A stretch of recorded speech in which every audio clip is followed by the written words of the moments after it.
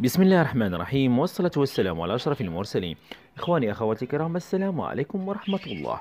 كيف حال عائلتي الغالية؟ أتمنى أن تكونوا في صحة جيدة. عندي طيور لي صار لي سنتين ولم يتزاوجوا. السبب الأول والأخير يا غالي، إما طيورك إما هي سمينة أو في الغيار، والسبب الأقرب هو أن طيورك سمينة. حاول أن تتجنب إعطائهم الكثير من الأطعمة أو التغذية التي تساعد في زيادة وزن طيور الباجي. وكما نعلم أن السمنة هو عائق من عوائق عدم تزاوج طيور الباجي، وحتى لو لقح الذكر الأنثى مرارا وتكرارا فإن الأنثى لن تبيض.